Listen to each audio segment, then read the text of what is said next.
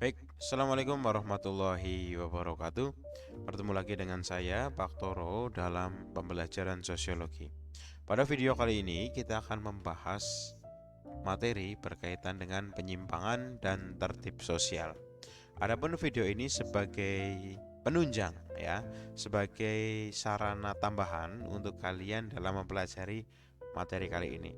Silakan bisa tambahkan literasi dengan membaca buku yang kalian miliki, buku pegangan ataupun buku yang ada di perpustakaan. Bahkan tidak menutup kemungkinan untuk bisa kalian perdalam materi ini dengan mencari sumber bacaan di internet. Baik, kita langsung saja. Hari ini kita akan membahas penyimpangan dan tertib sosial. Akan muncul pertanyaan dasar. Apa sih itu penyimpangan gitu kan? Kemudian apakah tertib itu bisa diciptakan gitu? Dan ada banyak sekali pertanyaan, nanti akan kita coba bedah satu-satu dalam video yang akan kita sampaikan pada kali ini. Lanjut, agenda hari ini adalah cangkuman materinya antara lain pernyataan umum, kemudian ada tertib sosial, apa itu sih tertib sosial, kemudian ada penyimpangan sosial, ada lagi sekilas berkaitan dengan kenakalan remaja, kemudian adalah terakhir peran lembaga sosial. Ya, materi ini tentu berkaitan dengan materi yang sudah kita pelajari pada pertemuan sebelumnya atau materi sebelumnya berkaitan dengan lembaga sosial, di mana lembaga-lembaga sosial tentu memiliki peran dan fungsi masing-masing. Lanjut saja, yang pertama kita akan membahas berkaitan dengan pernyataan umum tujuan lembaga sosial. Ya, salah satu tujuan pembentukan lembaga sosial adalah menciptakan ketertiban sosial. Lembaga sosial dapat berfungsi baik apabila masyarakat melakukan fungsi pengendalian sosial dengan baik.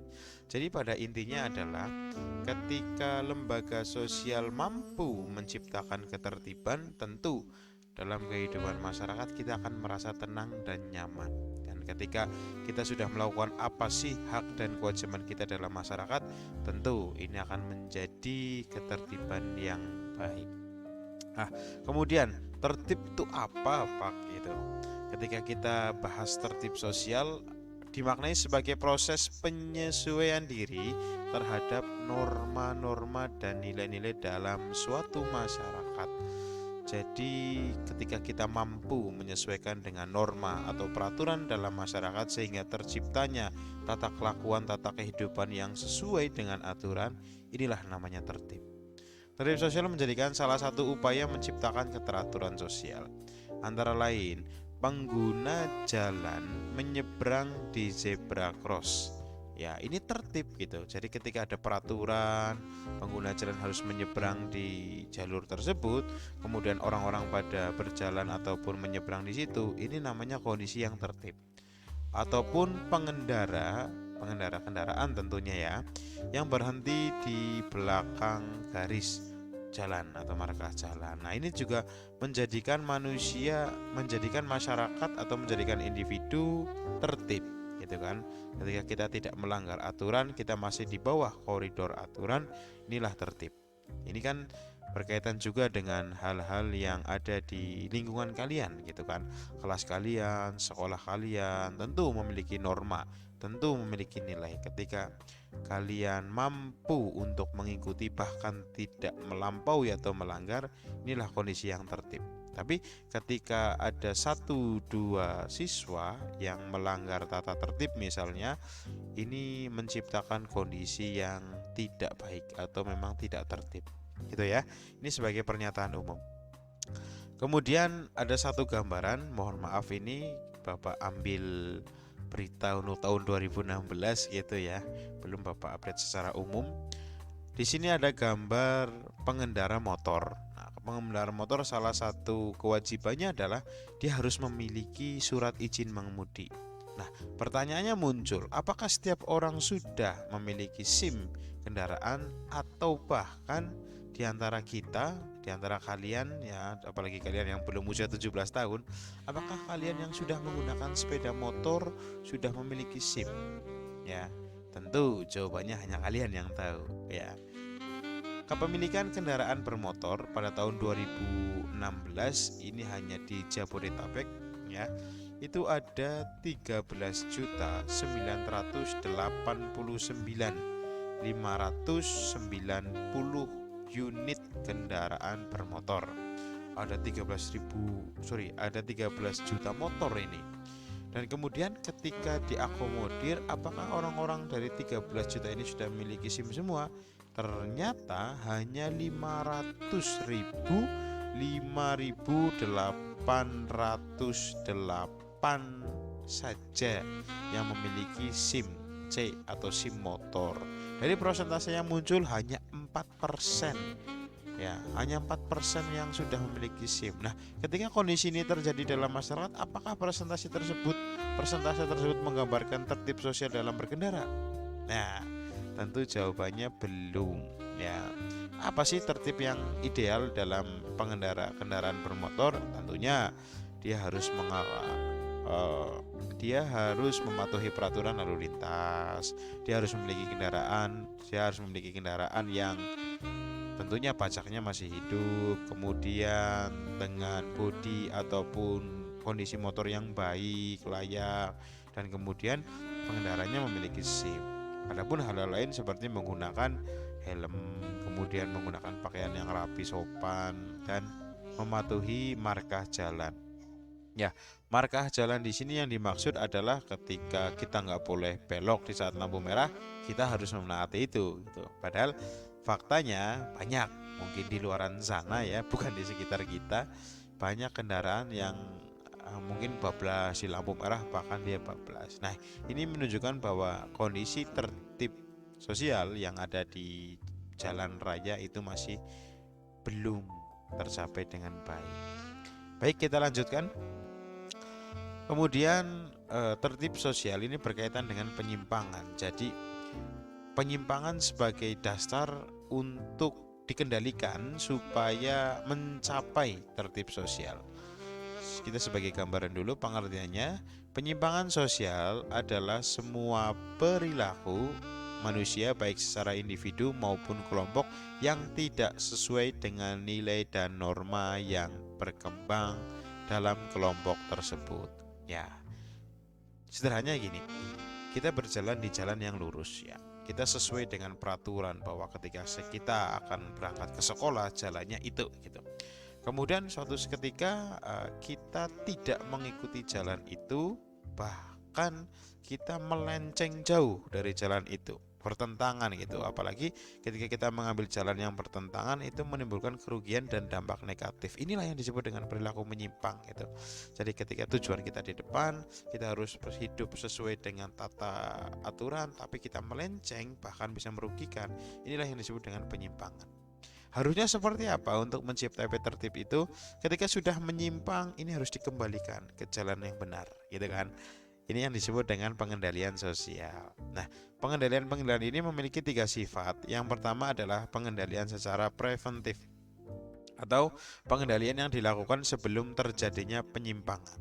Ya, kita tahu banyak pihak-pihak yang peduli dengan kehidupan masyarakat saat ini sering melakukan penyuluhan, seperti halnya bahaya narkoba, bahaya ataupun kerugian pernikahan dini, kemudian dampak putus sekolah, ataupun penyuluhan atau sosialisasi yang berkaitan dengan pencegahan. Jadi masyarakat diberikan gambaran bahwasanya ini loh yang terjadi jika kalian tidak melakukan atau tidak sesuai dengan tata tertib ataupun peraturan ataupun norma gitu.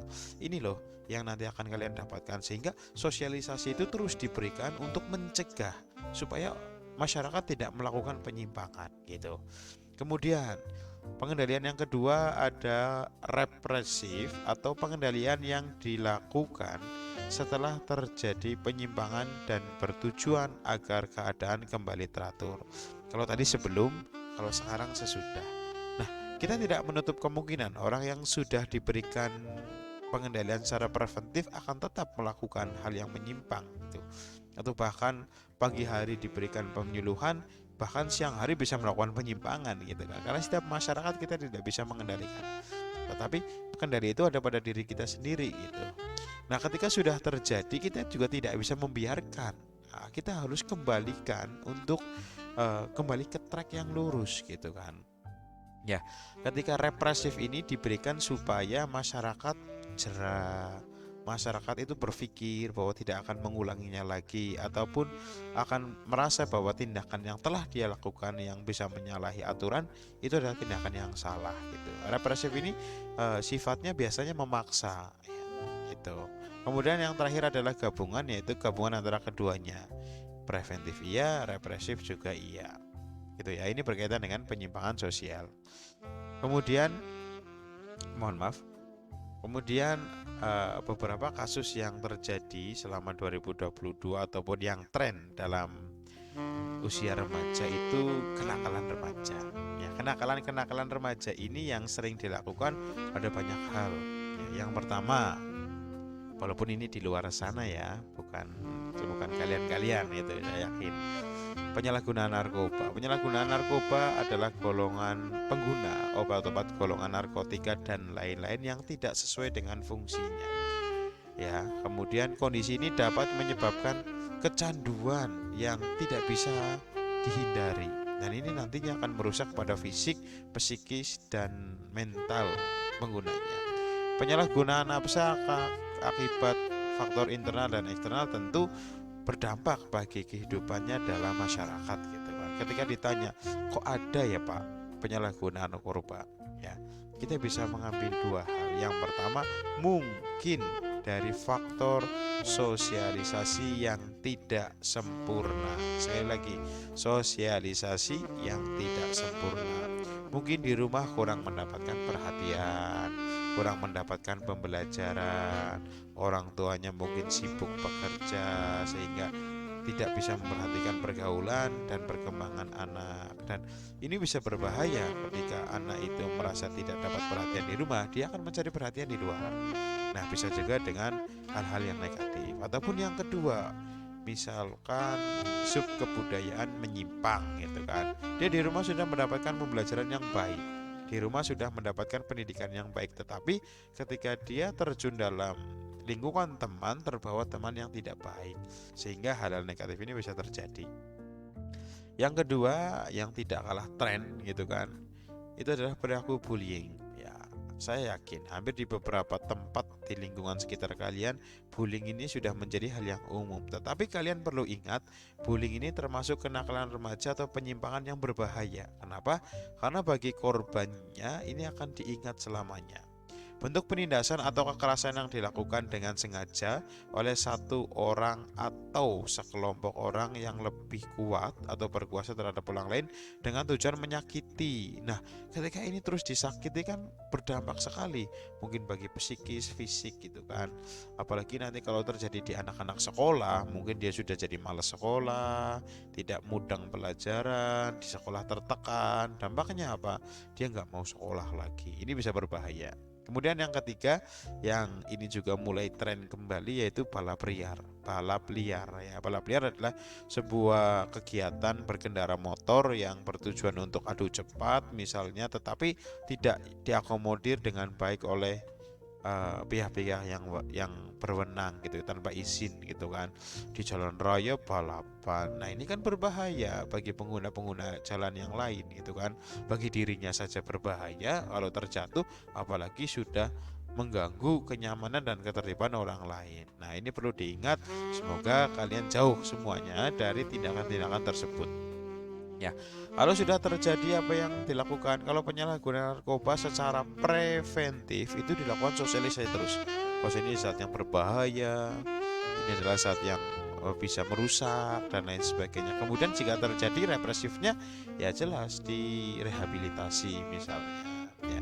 Bullying pun sama, Bapak Ibu guru sering memberikan penyuluhan, memberikan sosialisasi, bahkan memberikan pengertian bahwa jangan ada tindakan penindasan, jangan ada tindakan saling mengejek gitu kan. Kita semua sama kok. Dalam pandangan masyarakat kita hidup dengan derajat yang sama gitu kan. Ketika terjadi bullying, apa yang terjadi ya jelas anaknya diberi sanksi atau pembulinya diberikan sanksi sehingga menimbulkan efek jera untuk kedepannya tidak diulangi lagi. Lanjut, ini contoh-contohnya ya, balap liar ataupun balapan di malam hari mengganggu pengguna jalan lain, berisik, bully gitu kan. Apalagi kita di era media sosial, sedikit saja pembulian bahkan itu bisa diketahui oleh seluruh warga masyarakat. Tawuran itu juga kenakalan remaja yang sekarang mulai lagi gitu, sempat hilang karena pandemi Covid ya, tapi ternyata sekarang ada lagi. Jadi ya tolong kepada anak-anak yang ataupun siswa yang menonton video ini, kita harus menghindari hal-hal ini. Ini adalah sebagian kecil dari kenakalan remaja ya. Kenakalan-kenakalan ini pun perlu untuk diminimalisir. Kemudian di terakhir ini kita memberikan konklusi ataupun informasi terakhir ya, bahwa lembaga sosial berisi sekumpulan norma yang bertujuan mengatur pola tingkah laku masyarakat dalam memenuhi kebutuhan hidup. Jadi lembaga sosial memiliki tujuan sebagai mengatur pola tingkah laku masyarakat supaya memenuhi kebutuhan hidup ya. Lembaga penting nggak Pak? Yo, sangat penting. Kita kemarin sudah membahas ada lembaga agama, lembaga hukum, lembaga pendidikan. Jika dalam masyarakat tidak ada lembaga-lembaga ini, tentu kehidupan masyarakat tidak akan berjalan dengan baik. Akan ada terjadi chaos atau keadaan di mana tidak sesuai dengan aturan yang menjadikan hidup kita nggak nyaman.